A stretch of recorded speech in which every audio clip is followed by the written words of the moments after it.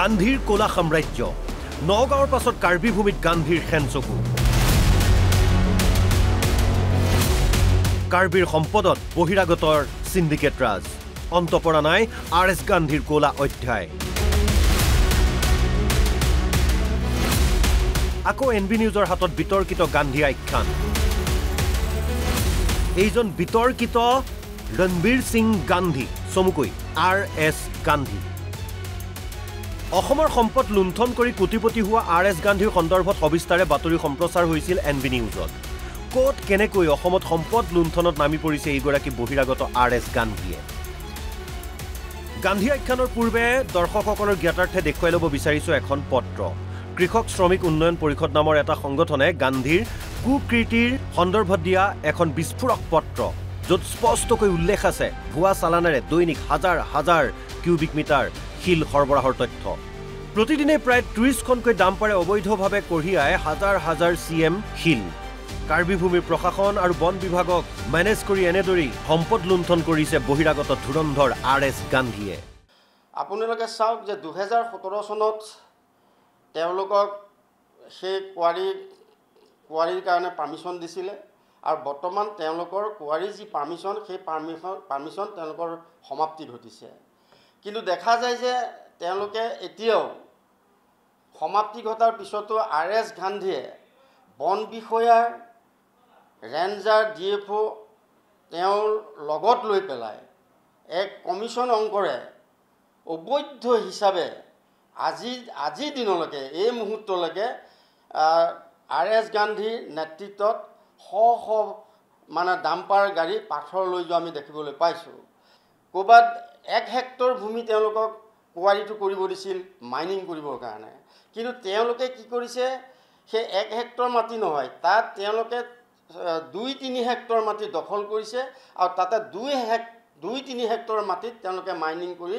অবৈধ হিচাপে শিল ভঙা শিল খনন কৰাৰ কাৰ্যসূচী তেওঁলোকে আৰম্ভ কৰিছে আমি স্মাৰকপত্ৰ দিছোঁ যে এই অবৈধ শিল খননৰ কাৰণে আৰু অবৈধ চালানৰ যোগেদি যি শিলবিলাক গৈ আছে তাৰ কাৰণে অসম চৰকাৰৰ প্ৰতিদিনে প্ৰায় 20 লাখ 30 লাখকৈ তেওঁ অসম চৰকাৰে ৰাজহ হেৰুৱাবলগীয়া হৈছে গতিকে এই আৰ.এছ. গান্ধীয়ে আজি গোটেই চৰকাৰক মানে ৰাজহ ফাঁকি দি আছে যিবিলাক শিল ছাপ্লাই দিবলগীয়া হয় ডিমা হাছাওৰ পৰা তেওঁ কি কৰিছে চালান কাটিছে ডিফুৰ পৰা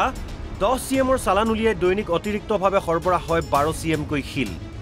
প্ৰতিদিনে আৰ.এছ. গান্ধীৰ কুৱেৰীত চলাচল হয় 30খনকৈ ডাম্পাৰ অৰ্থাৎ 30খনকৈ ডাম্পাৰে 12 চিএমকৈ শিল কঢ়িয়ালে দৈনিক সৰবৰাহ হয় 360 চিএম শিল এদিনতে এখন ডাম্পাৰে 20টাকৈ ট্ৰিপ মাৰে গান্ধীৰ 30খন ডাম্পাৰে দৈনিক 500 ট্ৰিপত 6000 চিএম শিল সৰবৰাহ কৰে কিন্তু গান্ধীয়ে 5000 চিএম শিলৰ চালান কাটি সৰবৰাহ কৰে দৈনিক অতিৰিক্ত 1000 চিএম শিল যাৰ বাবে দৈনিক লাখ লাখ টকাৰ ৰাজহ হেৰুৱাই আহিছে ৰাজ্য চৰকাৰে কিন্তু তাৎপৰ্যপূৰ্ণ কথাটো হ'ল যে বিতৰ্কিত আৰ.এছ. গান্ধীয়ে 7 বছৰৰ বাবে লিজত লোৱা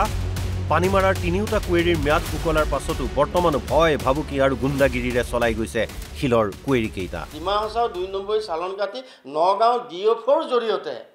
আজি এই গোটেই শিলৰ এটা ডাঙৰ মানে কেলেংকাৰী কৰি আছে আৰ.এছ. গান্ধীয়ে গতিকে সেই গোটেই দুৰ্নীতি তদন্তৰ কাৰণে আমি ইতিমধ্যে মুখ্যমন্ত্ৰী ডাঙৰীয়া মুখ্য সচিব ডাঙৰীয়াক আমি দিছোঁ তেজপুৰ এয়াৰপৰ্ট আৰু কলিয়া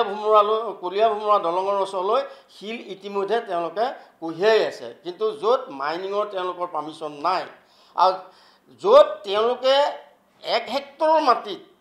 মাইনিঙৰ অৰ্ডাৰ লৈ 3-4 হেক্টৰ মাটিত তেওঁলোকে মাইনিং কৰি আছে কোনে তেওঁলোকক কথা দি দিলে যে 3-4 হেক্টৰ মাটিত তেওঁলোকে মাইনিং কৰিবৰ কাৰণে আৰু 2017 চনৰ পৰা আজি 2025 চনত তেওঁলোকৰ অলৰেডি মাইনিঙৰ তেওঁলোকৰ পাৰ্মিশ্যন শেষ হৈ গৈছে শেষ হৈ যোৱাৰ পিছতো তেওঁলোকে মাইনিং তাত চলি আছে অসম চৰকাৰক আৰু বন বিভাগক আমি অনুৰোধ জনাইছোঁ এইটো ইমিডিয়েটলি এটা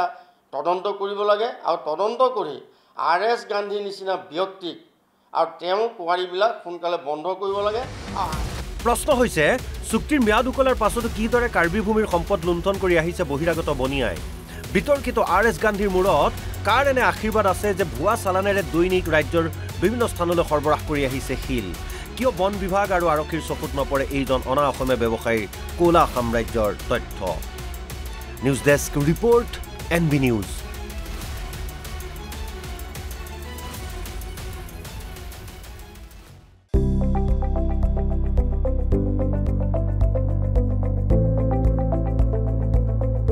NB নিউজ সহজ সৰল ভাষাত নৱভাৰতৰ কথা